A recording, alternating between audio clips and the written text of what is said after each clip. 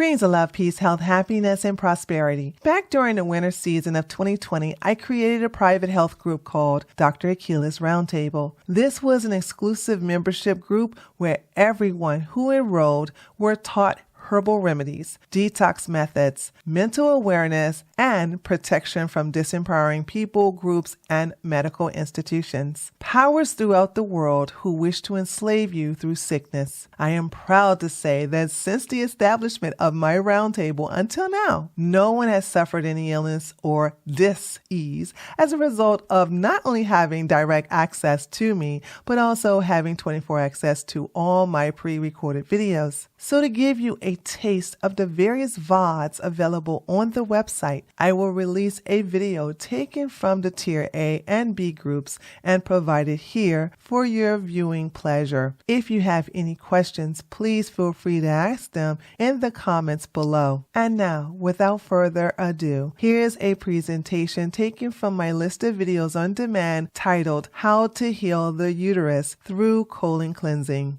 Enjoy. Greens of love, peace, health, happiness, and prosperity. Hello, beloved. So today we're going to talk about cleansing the colon for uterine health. Now, as we were talking last week in reference to that topic of how to make your uterus, your vagina smell nice, and we were talking about the fruity way. I told a lot of the ladies, like, hey, the first thing you have to do is cleanse your colon. Now, let me tell you the science behind that. Your colon is behind the uterus. Your bladder is in front of the uterus. So if your colon is packed with a lot of trash, it's going to seep into the uterus. And that's where you get a lot of the foul odor, especially if you are a meat eater. Now, I'm not trying to make anybody go vegan or vegetarian.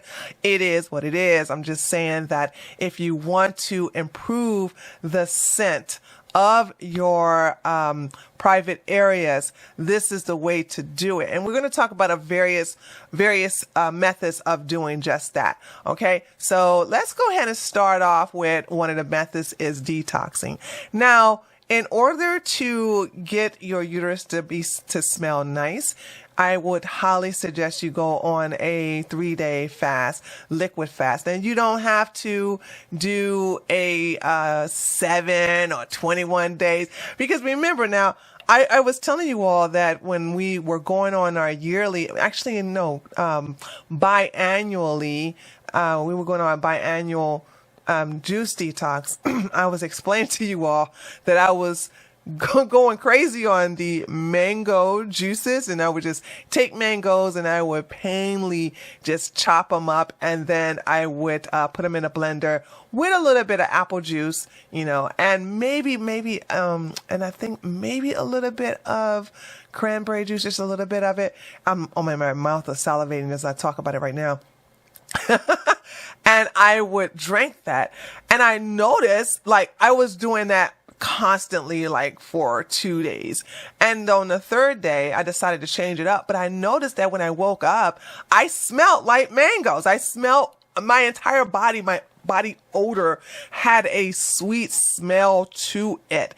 And I was like, oh, wow. So this is what they're talking about. And so we were already on our fast at that moment. And so that's one of the reasons why it's very effective. But you also know that you have to prep before getting to that stage. I'm not saying that once you start detoxing and during the 3-day detoxing, you're going to start smelling like the juices or the fruits that you're drinking. Absolutely not.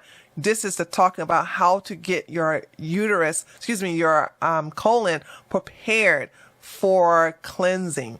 So this is what you're going to do. You're going to start with the solid foods.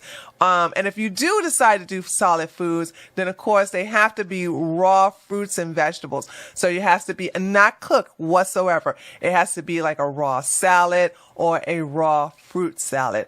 But if you want to go down a route of juicing, I highly suggest that, because this gives your digestive system some time to rest as you're just drinking in your nutrients. And this will help loosen up to a certain extent. It's not going to do the complete cleanse, but it's going to help give your colon a break. And if you eat raw vegetables or raw fruit, that's going to give you the roughage that's going to move the bowels. So nothing cooked whatsoever. If you're going to eat, then it has to be raw. And of course, we understand that you're going to be juicing raw.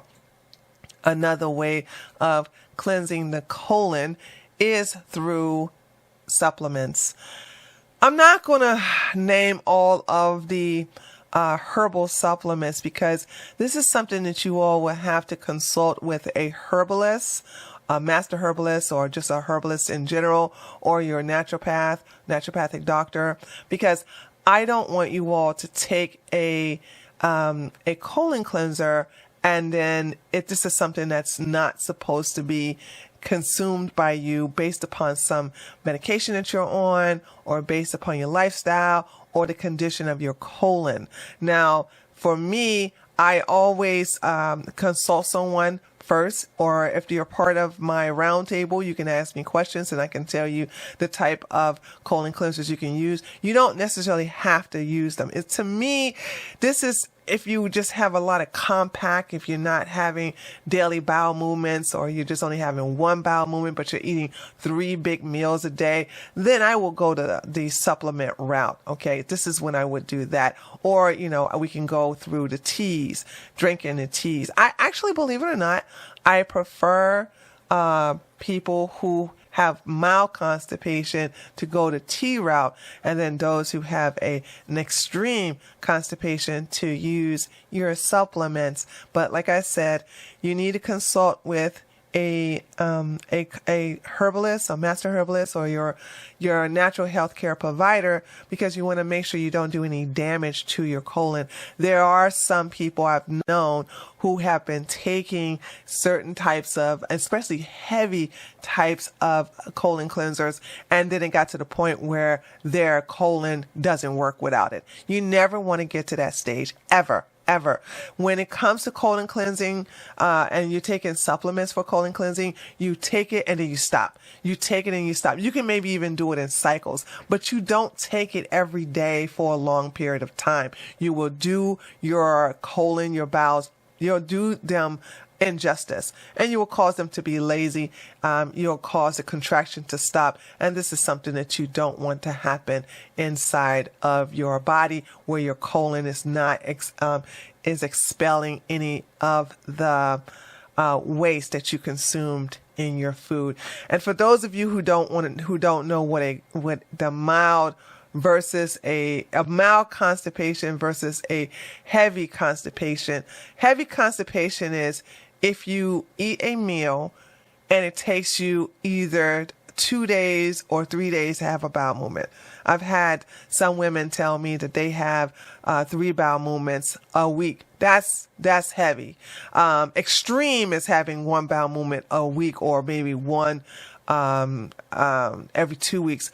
Then we're going to have to go through some extreme measures. And if you do have an extreme bowel movement, none of the things I'm saying in this video is going to work for you. But a moderate bowel movement is someone who eats 1 meal a day, but they only have 1 bowel movement a day.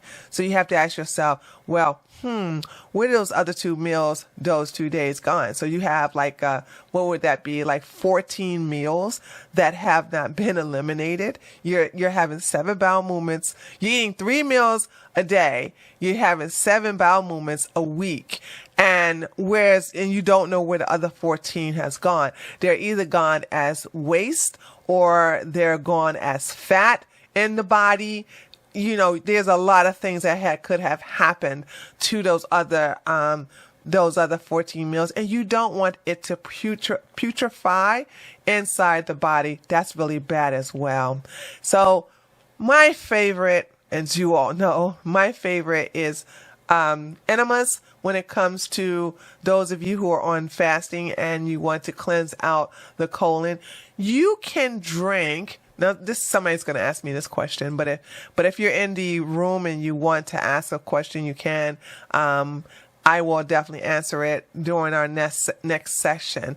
But if you are interested in doing an enema, you can do this in a combination of a variety of things. So you can actually eat a raw meal and then do a colonic, or you can do a detox, a juice detox, and do a, did I say colonic? I'm sorry, enema. Oh, I just, no. By the way, FYI, not a colonic fan. Like I said, colonics are extreme, and I would only suggest them for people who have extreme conditions. But like I said, this video is not for you if you are having one bowel movement a week. And if you would definitely need to have a consultation. And I would even say if you're having like 3 bowel movements a week, you're on the borderline of extreme. But colonics, I'm not a fan of them, and only under extreme conditions would I suggest that. So since I brought the colonic word up, I have to explain to you my position on it. But enemas are great. And as you can see, this little hook here, take this hook. If you use an enema, I think a lot of people forget this. Take the hook and make sure that the enema bag is always elevated above your head. So you want the gravity to seep down and go through the hose and as the solution. Now, some of you are probably asking, like, well, what kind of enema do you suggest? I like to just keep it basic. You can just use distilled water or purified water. If you have a purifier, you can use that. Put a little lemon in there if you want to. You can do that. You can also, if you don't have the problem of smelling, you can do a garlic enema.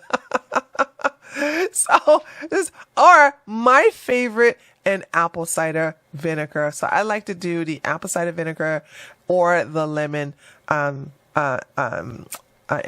There are so many enemas you can do, but don't go all out of your way of preparing a enema solution. Like I said, if you have clean water inside the bag, that's just as good, because what you're doing is cleansing out, but you want to make sure that the water is free of any impurities. You want to make sure there's not any chemicals in them. So you want to make sure that, because you don't want to absorb that through the colon. So I would just say, if you have to put something in there, lemon or apple cider vinegar, not white vinegar, apple cider vinegar, or just use regular plain water. And you can use this. So let's say, for instance, you're on a 3-day juice detox. Well, you can use this on, I would have to say, the 2nd or 3rd day. You don't do this every day. That's another thing. Just like when it comes to these supplements, you don't want to do enemas every day. And it's so tedious. Who in their right mind would want to do an enema every day? So yeah, don't worry about that. Just, it's something that you want to supplement with yourself. And I would say this is something you can do whether you're taking a capsule, a colon cleanser, or tea, or you're doing in the roughage of the fruit. You're eating raw fruit, or you're eating raw salad, or both. Okay. There are some liquids that you can drink that will also promote natural bowel movements. One is aloe vera juice. And this is something that I highly suggest. It's something that's also safe for various individuals depending upon their condition. So I would say this is a really mild way of making your bowels move. You want to make sure that, like say for instance, you want to go out, but you're not sure if it's going to hit you to the point where you can't hold it. Well, aloe vera, depending upon if you're sensitive to aloe vera is that type of liquid. Now, I would suggest you start off with a small amount and then gradually move up, so you can see your tolerance level, okay? So if you have never drank aloe vera juice before, then I would highly suggest you start off with 4 ounces. And if 12 hours go by and you feel nothing's coming out, then move it up to 8 ounces. You had to double that, sorry. Not 6 ounces, 8 ounces. You have to do it at 8 ounces, and then you can do that the following day. So you don't want to do 4 ounces and then move up to 8 ounces in the same day. Allow the next day to come by, and then you can do 24 hours, and then you can do double the dose. 8 ounces should do the trick though. Okay. Don't go any higher than 10 ounces. All right. Trust, you will regret that. And, of course, when we talk about something that's going to rush you, prune juice. I don't suggest those of you who have some place to go to drink prune juice, because unlike the aloe vera juice, okay, aloe vera juice is a little milder. It takes a little time. It gives you a little nudge. You go, hey, gotta go to the bathroom. Okay, I ain't got time right now. I gotta go somewhere in an hour. Okay, but don't hold it 2 hours or it's not going to be nice for you. But prune juice be like, we coming now. I don't care where you got to go. I don't care where you are. We coming now. Brace yourself. And so when anyone takes prune juice, I would have to say stay at home that day. It usually works within 6 hours, maybe sooner. But, prune juice is very good.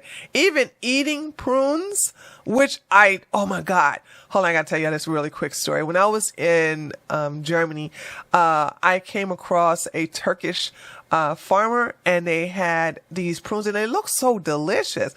So I think I got about 7 of them, and I was eating them, and it was so good.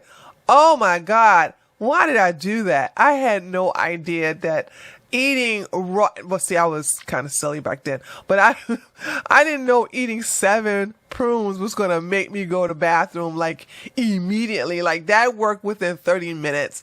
So I learned my lesson, and I didn't do that again.